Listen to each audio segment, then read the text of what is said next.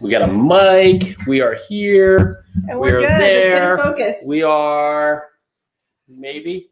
I think that's what it is that it's, see, now I'm in focus. But because I'm tall, it's that.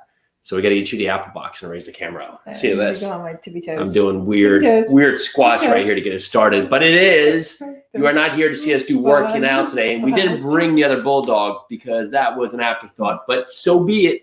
It is Second Cup of Coffee. I'm Jason. I'm Pili. And let's get this started. We are going to talk today about why you just should not want to be liked by everyone.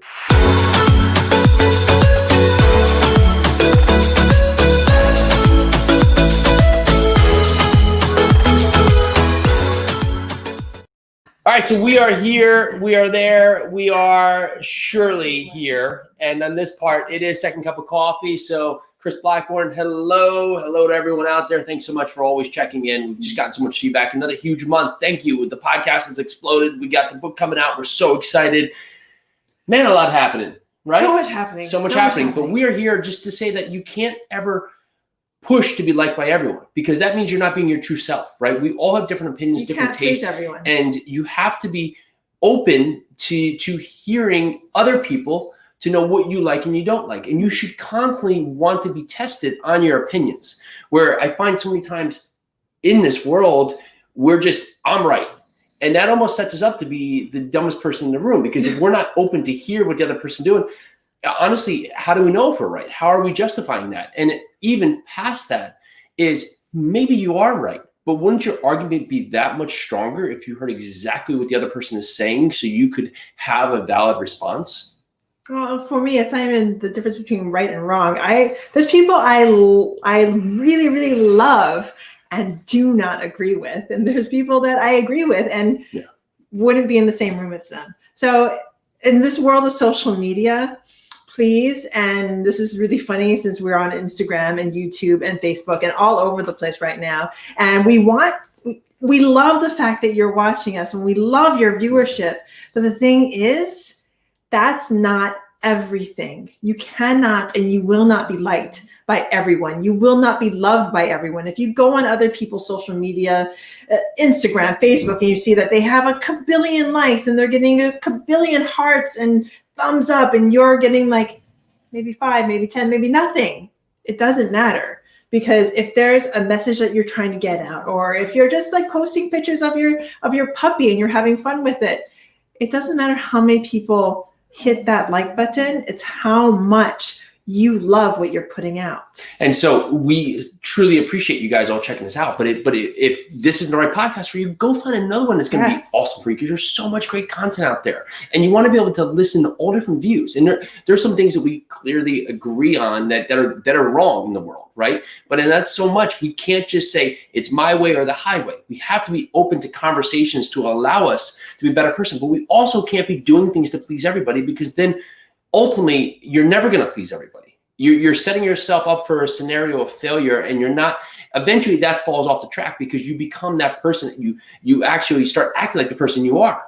So it's better to improve yourself daily. Find ways to improve yourself every moment of the day, and then be true to yourself and be open and discuss what you think and what you feel, so you can make valid opinions and valid statements, right? And so, without saying that this is it, it's mine, putting earmuffs on and that's it. What if we could just create a narrative where we're open to hear other people, but we are open to be wrong too, because we at certain points we have to be incorrect.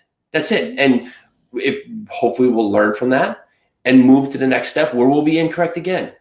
But it's that constant testing, right there. It's a scientist who is constantly creating a thought and a hypothesis, and then testing it, trying to make it wrong. Then they get other scientists in there, and they try and make it wrong. And they try and constantly push to make it wrong, because ultimately, if you eliminate all the wrong, then you find the right.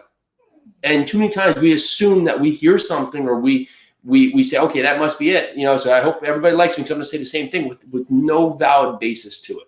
And the thing is, with likes and not likes, right or wrong, I mean, it's so up to, we consume so much daily at a crazy rate.